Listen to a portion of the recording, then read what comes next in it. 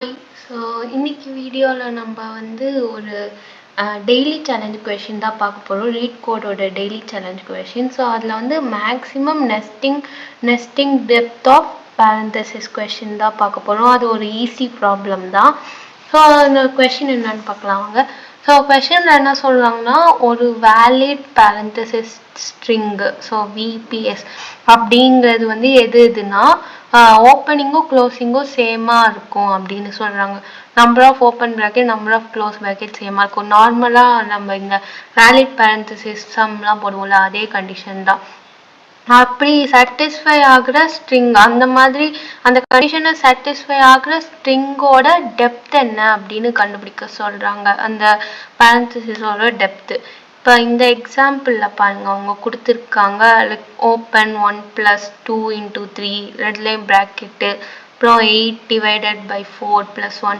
So இது எல்லாமே ஒன்று கொடுத்துருக்காங்களா. ஸோ இதில் டெப்த் என்னன்னா, இதில் எதில் நிறையா இருக்குன்னு இங்கே பாருங்கள். 8க்கு பாருங்கள், இங்கே ஒரு ஓப்பன் க்ளோஸ், இங்கே ஒன்று, அப்புறம் இங்கே ஒன்று ஃபுல்லாக. ஸோ 3 இருக்குது, அதனால 3 இது depth of the depth of the string 3 அப்படின்னு சொல்கிறாங்க. ஸோ அதே மாதிரி தான் எல்லா சமக்கும் இந்த மாதிரி இங்கது ஹிண்ட்ல என்ன சொல்லியிருக்காங்கன்னா, depth of the valid parenthesis ஸ்ட்ரிங்குக்கு number of bracket, left brackets before the number, அப்புறம் number of right brackets before the நம்பர்னு கொடுத்து ரெண்டுத்தையும் மைனஸ் பண்ணுற மாதிரி சொல்லியிருக்காங்க. பட் நான் அந்த மெத்தட் யூஸ் பண்ணல. நான் என்ன யூஸ் பண்ணியிருக்கேன்னா, நம்ம வேலிட் ஸ்ட்ரிங்குக்கு யூஸ் பண்ணுவோம்ல, ஸ்டாக் யூஸ் பண்ணி புஷ் பண்ணி பாப் பண்ணி பண்ணுற மெத்தட், அதே மாதிரி தான் இதை போட்டிருக்கேன். ஸோ உங்களுக்கு அந்த சம் தெரிலனா பரவாயில்ல, நான் இதிலேயே சொல்கிறேன். இதில் சொன்னாலே இந்த சம்மை நீங்கள் சால்வ் பண்ணிட்டீங்கனாலே அந்த சம் இதை விட ஈஸி, அதையும் நீங்கள் சால்வ் பண்ணிடலாம். ஸோ அங்கே கோடில் போய் செக் பண்ணலாம்.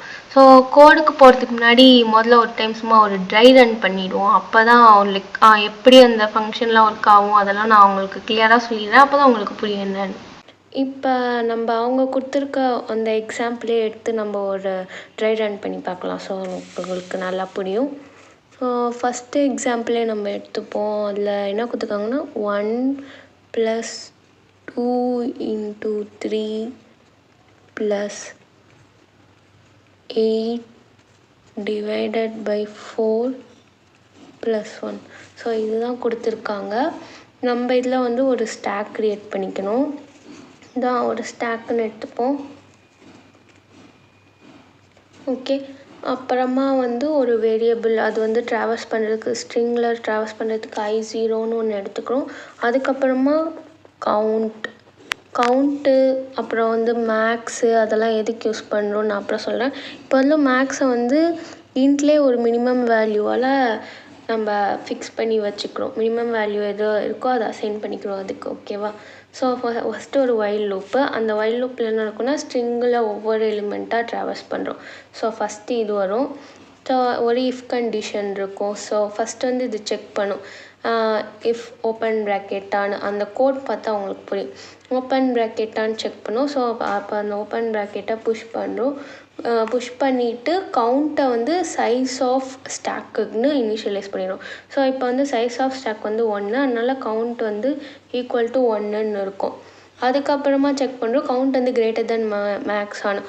ஆப்வியஸாக மேக்ஸ் இருக்கிறதுலே மினிமமான வேல்யூ, இன்ட்லேயே மினிமமான வேல்யூ கசின் இருக்கனால 1 கிரேட்டர்னால மேக்ஸ் ஈக்குவல் டு 1ன்னு இந்த இடத்துல அப்டேட் ஆகிடும். ஓகேவா. நெக்ஸ்ட்டு ஐயை இன்க்ரிமெண்ட் பண்ணுறோம். ஐயை இன்க்ரிமெண்ட் பண்ணி இங்கே வரும் 1. ஸோ எல்ஸ் கண்டிஷனுக்கு வரும். ஸோ எல்ஸ் கண்டிஷன் என்ன, க்ளோஸ் ப்ராக்கெட்டான்னு செக் பண்ணுவோம். ஸோ க்ளோஸ் ப்ராக்கெட்டும் இல்லை, இது ஒரு நம்பர். ஸோ அதனால் அதை அப்படியே விட்டுடும். அப்படியே இந்த மாதிரி 2 இதையும் விட்டுட்டு இங்கே வருவோம். ஸோ ஓப்பன் ப்ராக்கெட் அகெயின் நம்ம புஷ் பண்ணுறோம். புஷ் பண்ணிட்டு இப்போ கவுண்ட்டை அப்டேட் பண்ணுறோம் 2ன்னு. அப்புறம் அகெயின் மேக்ஸையும் அப்டேட் பண்ணுறோம் 2ன்னு. அதுக்கப்புறமா மறுபடியும் ஃபுல்லாக இங்கெல்லாம் ட்ராவர்ஸ் பண்ணிட்டு இங்கே வரும். ஸோ இப்போ க்ளோஸ் ப்ராக்கெட் வருது. ஸோ க்ளோஸ் ப்ராக்கெட் வந்துச்சுன்னா நம்ம ஸ்டாக்லேருந்து பாப் பண்ணிடுறோம் ஒரு இதை. ஸோ இதை ரிமூவ் பண்ணிட்டோம் ஸ்டாக்லேருந்து. ஸோ அதுக்கப்புறம் மறுபடியும் ட்ராவர்ஸ் பண்ணுறோம். மறுபடியும் ஒரு ஓப்பன் ப்ராக்கெட் வருது. ஸோ அதை புஷ் பண்ணுறோம். அப்புறம் இன்னொரு இங்கே ஒரு ஓப்பன் ப்ராக்கெட், இன்னொன்று, அப்புறம் இன்னொன்று. ஸோ இதை இங்கே இதையும் இங்கே புஷ் பண்ணிடுறோம். ஸோ இதுதான் ஸ்டாக். இப்போ இப்போ மறுபடியும் வந்து கவுண்ட்டை வந்து அப்டேட் பண்ணிடும். இது ரெண்டுத்தையும் புஷ் பண்ணல. ஸோ கவுண்ட் வந்து இப்போ 3 ஆகிடும். அப்புறம் மேக்ஸோட வேல்யூவை கம்பேர் பண்ண 2 விட 3 கிரேட்டர்னு நம்ம 3ன்னு அப்டேட் பண்ணிடுறோம். அதுக்கப்புறமா இங்கே 8 அதில் எந்த சேஞ்சஸும் இல்லை. அதுக்கப்புறமா இங்கே க்ளோஸ் ப்ராக்கெட்னால இங்கே ஒன்று பாப் பண்ணிடுறோம். பாப் பண்ணுற இடத்துல கவுண்ட் எல்லாம் அப்டேட் பண்ண தேவையில்ல, ஜஸ்ட்டு பாப் பண்ணால் போதும். அப்புறம் இங்கே வந்துட்டு அப்புறம் இங்கே ஒரு க்ளோஸ் ப்ராக்கெட் வருது. ஸோ அதனால் இதை பாப் பண்ணிடுறோம். அப்புறம் இங்கே ஒரு க்ளோஸ், இதையும் பாப் பண்ணிடும். ஸோ ஸ்டாக் வந்து இப்போ எம்டி ஆகிடும். அப்புறம் இங்கே இடத்துல எதுவுமே ஓப்பன் க்ளோஸில் ஃபுல்லாக ட்ராவல்ஸ் பண்ணி முடிச்சிட்டோம். ஸோ இப்போ வந்து இது ஃபுல்லாக இந்த வைல் லூப்பை விட்டு வெளியே வந்துட்டோம். வைல் லூப்பை விட்டு வெளியே வந்தோடனே ஒரு கண்டிஷன் செக் பண்ணுறோம். என்னென்னா ஸ்டாக் எம்டி ஆகிடுச்சான்னு செக் பண்ணுறோம். ஏன்னா ஸ்டாக் எம்டி ஆனால் தான் வந்து அது வந்து ஒரு வேலிட் ஸ்ட்ரிங்கு அப்படின்னு நம்ம வந்து சொல்ல முடியும். ஸோ அதனால் நம்ம ஸ்டாக் எம்டி ஆகிடுச்சான்னு செக் பண்ணுறோம். ஸ்டாக் எம்டிக்கு வந்து stk.empty அப்படிங்கிற அந்த எம்டின்னு ஒரு இன்பில்ட் ஃபங்க்ஷன் இருக்குது. ஸோ அதை யூஸ் பண்ணால் அது எம்டி இல்லையான்னு நமக்கு சொல்லும். ஸோ ஸ்டாக் எம்டி ஆயிடுச்சுன்னா அது வந்து ஒரு வேலிட் ஸ்ட்ரிங்கு அப்படின்னா நம்ம உள்ளே போய் இன்னும் செக் பண்ணலாம். ஸோ இந்த இடத்துல நமக்கு ஸ்டாக் எம்டி ஆயிடுச்சு, அதனால இது ஒரு வேலிட் ஸ்ட்ரிங்கு தான், விபிஎஸ் தான். ஸோ வந்து உள்ளே வந்து செக் பண்ணோம் மேக்ஸ் வந்து கிரேட்டர் தென் 0 இருக்கான்னு. ஸோ சம் கேஸஸில் என்ன ஆகும்னா ப்ராக்கெட்டே இருக்காது. ப்ராக்கெட்டே இல்லைனாலும் நம்மளோட ஸ்டாக் வந்து எம்டியாக தான் இருக்கும். லைக் 1+2 அப்படின்னு ஒரு ஸ்ட்ரிங்கு கொடுத்துருக்காங்க. ஸோ இன்னொரு ஸ்ட்ரிங் வந்து 1+2 இப்படி கொடுத்துருக்காங்க. ஸோ இது ரெண்டுமே வந்து வேலிட் ஸ்ட்ரிங் தான். ரெண்டு கேஸ்லேயுமே வந்து ஸ்டாக் வந்து எம்டி ஆகிடும். ஸோ அதனால் நம்ம வந்து நமக்கு வந்து டெப்த்து ரிட்டர்ன் பண்ணுறச்ச ரெண்டுத்துக்குமே வேறு வரும். ஸோ இதோட டெப்த்து வந்து 1ன்னு வரும், பட் இதோட டெப்த்து 0ன்னு வரும். ஸோ அதனால தான் வந்து மேக்ஸ் வந்து கிரேட்டர் தென் 0வான்னு செக் பண்ணுறோம். ஸோ கிரேட்டர் தென் 0வாக இருந்தால் ரிட்டன் அப்படியே மேக்ஸு, இல்லைன்னா வந்து ரிட்டன் 0 அப்படின்னு ரிட்டன் பண்ணுறோம். ஏன் இதை வந்து இப்படி பண்ணுறோன்னா நம்ம மேக்ஸுக்கு வந்து இன்ட் மினிமம்னு வந்து அசைன் பண்ணியிருக்கோம். ஸோ அப்படியே இந்த இஃப் கண்டிஷனை செக் பண்ணாமல் ரிட்டர்ன் பண்ணோன்னா ஒரு நெகட்டிவ் வேல்யூ -1 2 3 அந்த மாதிரி ஒரு பெரிய நெகட்டிவ் நம்பர் தான் ரிட்டர்ன் ஆகும். சப்போஸ் மேக்ஸ் வந்து 0 இல்லை அதை விட கம்மியாக இருந்துச்சுன்னா. அதனால தான் இந்த இஃப் கண்டிஷன் போட்டு செக் பண்ணிட்டு ரிட்டர்ன் பண்ணுறோம். ஓகேவா? சப்போஸ் இது வந்து ஒரு வேலிட் ஸ்ட்ரிங்கே இல்லை, அதாவது ஸ்டாக்கில் வந்து ஒரு ஓப்பன் ப்ராக்கெட்டு மிச்சம் ரிமைனிங்கில் ஏதாவது இருந்துச்சுன்னா அப்படின்னா ப்ராப்பராக ஓப்பன் பண்ணி க்ளோஸ் ஆகலைன்னா அந்த கேஸில் வந்து அது வந்து ஒரு வேலிட் ஸ்ட்ரிங்கே இல்லை. அதனால் நம்ம வந்து அதுக்கு டெப்த்தெல்லாம் கண்டுபிடிக்க வேணாம், ஜஸ்ட்டு -1ன்னு ரிட்டர்ன் பண்ணால் போதும். ஸோ இதுதான் ட்ரை ரன். கோடை தனியாக எக்ஸ்பிளைன் பண்ணுறேன். இதுதான் கோடு. ஸோ இந்த கோடில் வந்து என்ன சொல்லியிருக்காங்கன்னா, ஃபஸ்ட் அந்த கிளாஸ் சொல்யூஷனுக்குள்ளே மேக்ஸ் டெப்த் இந்த ஃபங்க்ஷனுக்குள்ளே தான் நம்ம சேஞ்சஸ் பண்ண போகிறோம். ஸோ ஸ்ட்ரிங்கு எஸ்ன்னு வாங்கிக்கிறாங்க, லைக் இன்புட் தராங்க. நம்ம வந்து ஒரு ஸ்டாக் ஃபார் ஸ்டோரிங் கேரக்டர்ஸ் எஸ்டிகேன்னு ஒரு ஸ்டாக் க்ரியேட் பண்ணிக்கிறோம் கேரக்டர் ஸ்டோர் பண்ணுறதுக்கு. அப்புறம் வந்து லென்த் ஆஃப் த ஸ்ட்ரிங்கை வாங்கிக்கிறோம் என்னன்னு வேரியபிளில். அப்புறம் i0 கவுண்ட் 0, அப்புறம் மேக்ஸ் ஈக்குவல் டு இன்ட் மின்னு இனிஷியலைஸ் பண்ணிக்கிறோம். அப்புறம் ஒரு வைல் லூப் போகிறோம். வைல் லூப்பில் வந்து i வந்து லெஸ் தென் n, அதாவது i வந்து ஸ்ட்ரிங்கோட லென்த்துக்கு வர வரையிலும் லெஸ் தென் ஸ்ட்ரிங்கோட லென்த்தாக இருக்க வரையிலும் நம்ம இந்த லூப்புக்குள்ளே ட்ராவல்ஸ் பண்ண போகிறோம். ஸோ உள்ளே வந்தோடனே ஃபஸ்ட் என்ன செக் பண்ணோன்னா அந்த பர்டிகுலர் இண்டெக்ஸில் அந்த பர்டிகுலர் இண்டெக்ஸில் என்ன இருக்குது, என்ன கேரக்டர் இருக்குது, ஓப்பனாக க்ளோஸாக அந்த மாதிரி செக் பண்ணுறது தான் இது. ஸோ ஃபஸ்ட்டு இஃப்பில் வந்து நம்ம ஓப்பனான்னு செக் பண்ணுறோம். ஸோ ஓப்பனாக இருந்துச்சுன்னா டேரெக்டாக நம்ம வந்து ஓப்பன் ப்ராக்கெட்டாக இருந்துச்சுன்னா டேரெக்டாக நம்ம வந்து புஷ் பண்ணிடுறோம் அதை. அண்ட் புஷ் பண்ண உடனே நம்ம கவுண்ட்டை வந்து அப்டேட் பண்ணிக்கிறோம். ஸோ கவுண்ட் இனிஷியலாக 0 வந்துச்சு. இப்போ வந்து நமக்கு ஒரு ஓப்பன் ப்ராக்கெட் இருந்தனால அதை புஷ் பண்ணிட்டு ஸ்டாக்கோட சைஸ் என்னவோ அதான் கவுண்ட்டுன்னு அப்டேட் பண்ணிக்கிறோம்.